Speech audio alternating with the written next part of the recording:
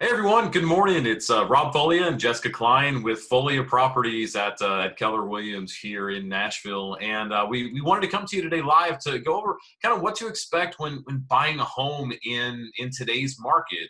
Obviously, we've been doing our best to help educate and inform y'all as the consumer as to what basically the real estate market looks like. And part of that is market stats. Part of that is just how maybe the process is changing in light of coronavirus and COVID-19.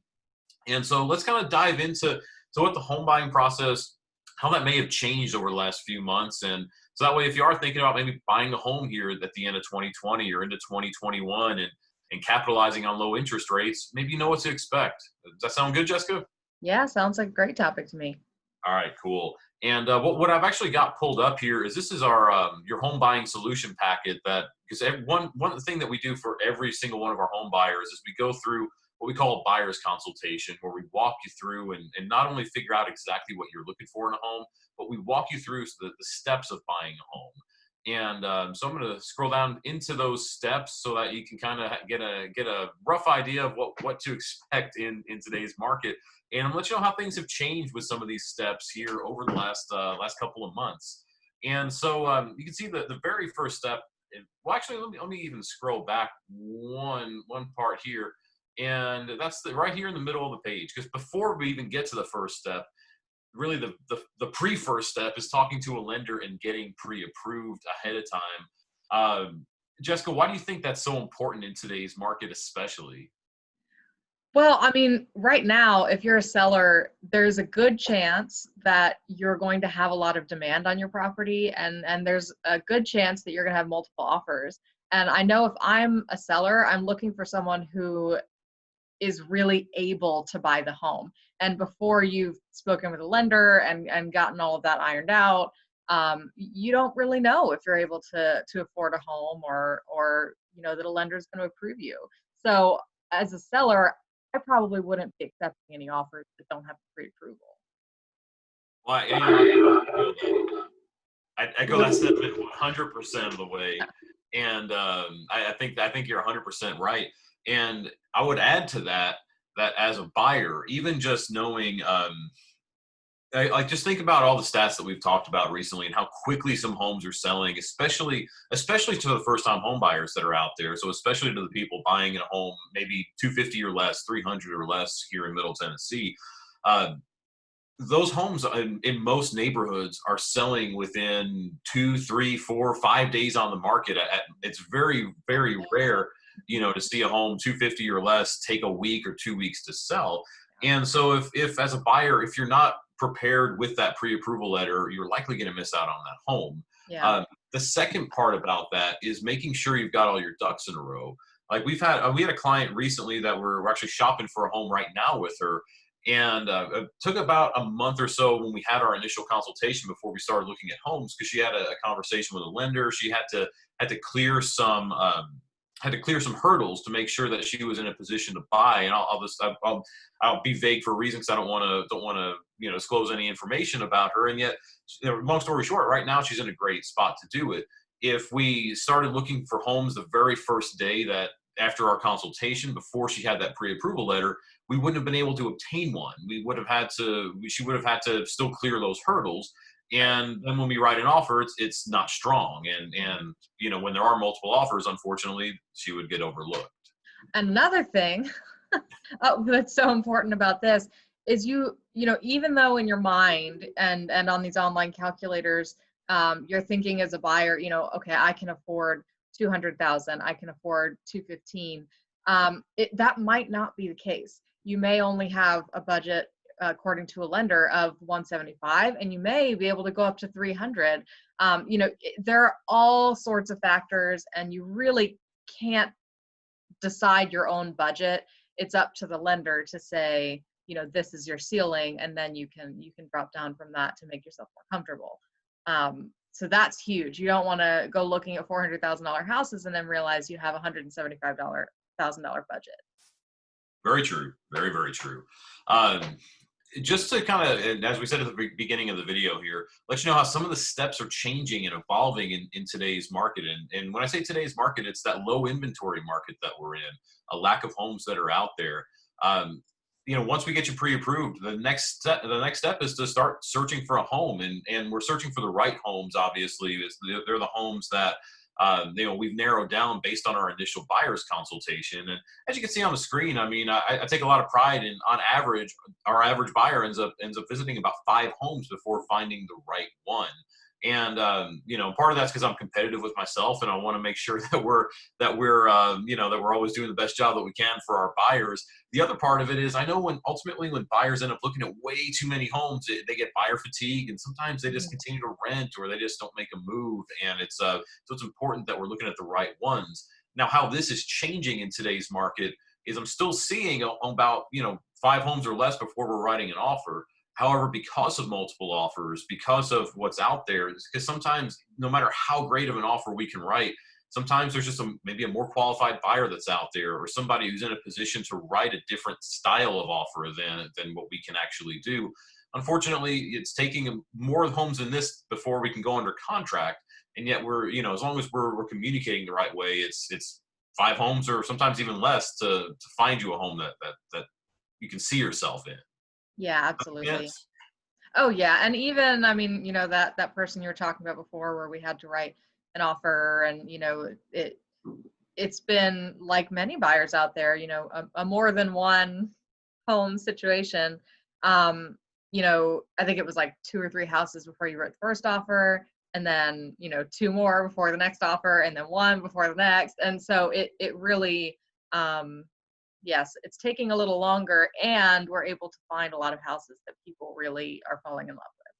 Exactly, because I mean, imagine if we weren't actually listening to our clients, and just kind of, which, no disrespect to others in our profession, however, there are buyers agents that just kind of let the buyer kind of control everything that's going on, and just say, hey, just go show me these homes, and they're not asking questions. Like, don't get me wrong, I want a buyer to feel like they can see the homes that they can qualify for and they want to live in. And at the same time, oftentimes I've found that without asking the right questions, buyers will not quite understand that, whatever characteristic, whatever piece of criteria, whatever it is that a home has or doesn't have, ends up being somewhat of a deal breaker for them. Yeah, They need to have it, and they may not even realize it's a deal breaker until the right questions are asked. And absolutely. so, who you work with really does matter. The other spot where it matters is writing the offer in today's market.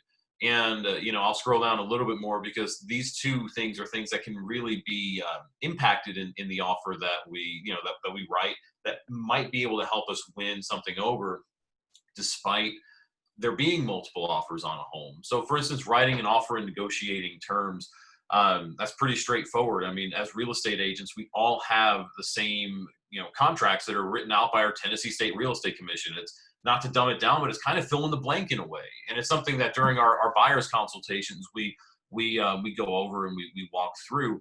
And despite the fact that it's fill in the blank, there are ways that we can protect the buyers that are out there and still write it in a way that's attractive to a seller. So, Yeah, for instance, those blanks are very important. they are. Oh, exactly. Because Yeah. believe it or not, it's not all just about price. It's not all just about price. And I mean, earnest money can be a big part of it. So, earnest money, for those that don't know, it's money that you put down to hold the home. It shows the seller that you're serious about buying the property. Old rule of thumb, especially say a $250,000 home.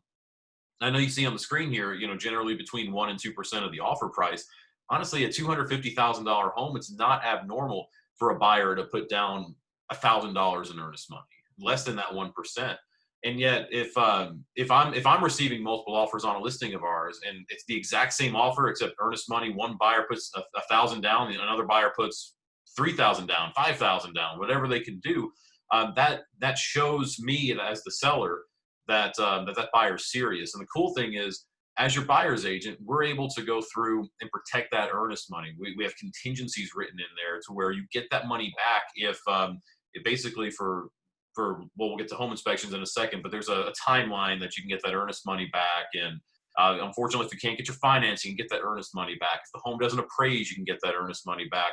Like, we're there to help protect it. So that money really just goes towards your down payment, or as long as we're following protocol, you get the earnest money back. Right. Yeah. And I think what you said there, as long as we're following protocol, you know, we pay very, very close attention to the dates and you know, all those little things that are pre-written into the contract. And so we can really, really help with sticking to that contract and keeping your earnest money safe. In many cases, there's a misunderstanding about what the date is in the contract or whatever, and that's where people end up losing their earnest money, unfortunately. So there's another case where it's really important to work with someone who has the experience and who's really taken the time to understand what the process is down to the tiny details. I won't give all the details. However, we had a listing last year in Smyrna, so we were representing the seller, not the buyer, on the example I'm about to give.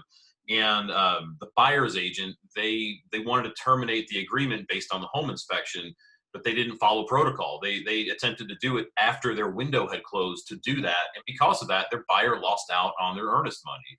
I mean, it worked out well for our seller because you know, they were able to keep that earnest money. And just to echo what Jessica said, that's why it's so important who you work with, because if you're not working with a professional who's watching those details, you might be in trouble. And the last thing just to bring up is the home inspection and the repair negotiations. I would never advise a buyer to waive their home inspection. You know, I know in this type of market that could be something that I mean, as much as I don't want to put this out into the universe, I've heard of some of my colleagues around the country are seeing that. They're seeing offers come in with no home inspection. And I mean, guys, that's just so dangerous for a buyer. A buyer could be taking on such a liability. They could be walking into tens of thousands of dollars worth of work that they don't even realize is occurring.